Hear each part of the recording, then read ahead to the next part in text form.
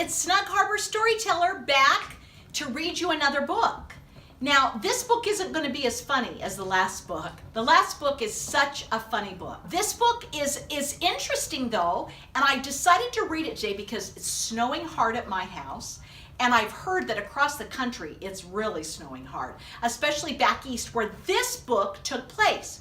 So it is based on a real life experience of John Rocco, who is the author, and I wanted to tell you a little bit about it.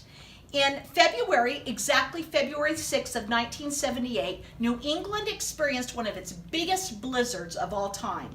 You guys, it snowed for 2 days, it never stopped. Part of Rhode Island, Massachusetts, and Connecticut were buried in 40 inches of snow. I cannot imagine. Anyway, the wind then started to blow 50 miles an hour, and it created drifts that were up to 15 feet high. Many people could not open their front door because the snow came up against it. John Rocco was 10 years old, really happened to him and his family, and this is his story about the blizzard. I think it's delightful.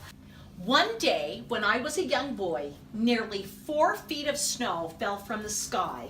Look at him, there he is, you guys, he's got his measure, and look, it almost goes to the top of his head. This is my story, and it's called Blizzard by John Rocco. The first flake fell right before recess.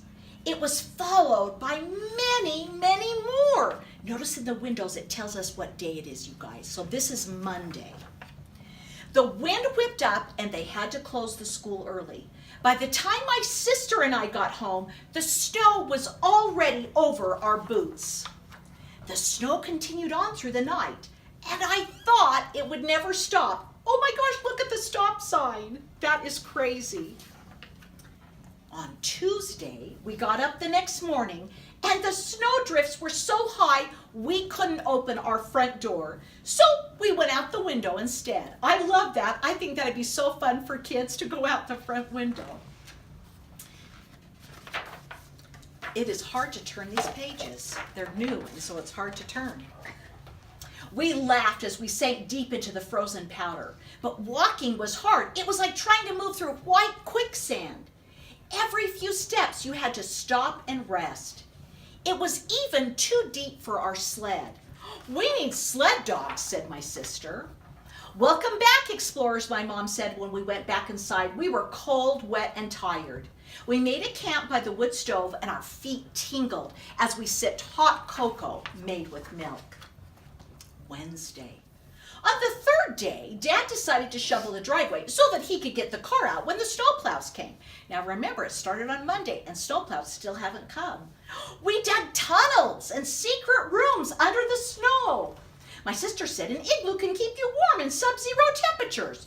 I said, what's an igloo?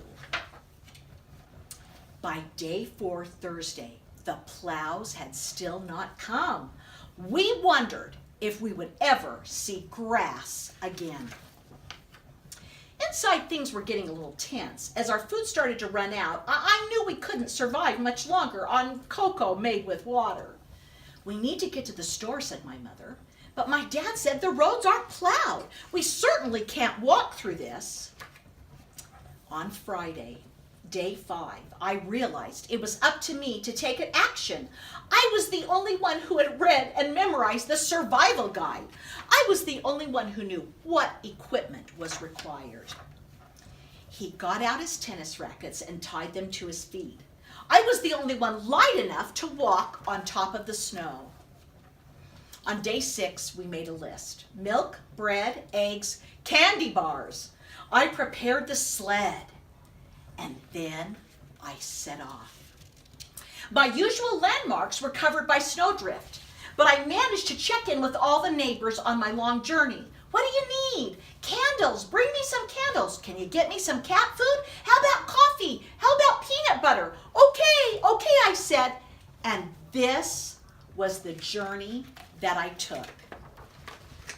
This is from his house all the way to the store where he had to buy all of the things that they needed. And it took him almost half the day. So John arrives at the store. I at last reached it. I was tired, I was hungry, and I was chilled to the bone, but I couldn't think about myself. I was on a mission. Are you going to carry all of this by yourself? The grocer said.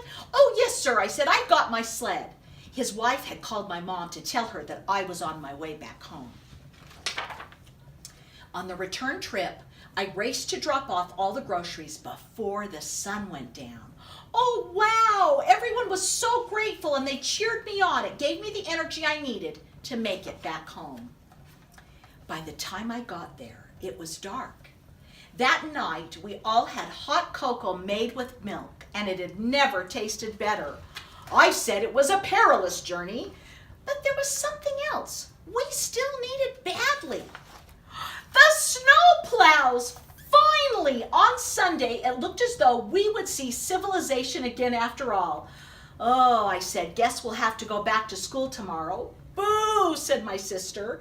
Thank heavens, said my mother. I was going stir crazy. I love that it took from Monday all the way to Sunday to get the snow plows. We had survived the blizzard of 1978. I love that book, you guys. I love that it's a true story. I love how John went out and helped the neighbors and helped his family by getting the provisions that they needed. And it's just kind of a fun story, especially this time of year in the wintertime. I hope you guys have had a great week, and I will see you again next week with another new story. Give me a thumbs up and subscribe. If you do that, I really appreciate it. Have a fun week, you guys. Bye.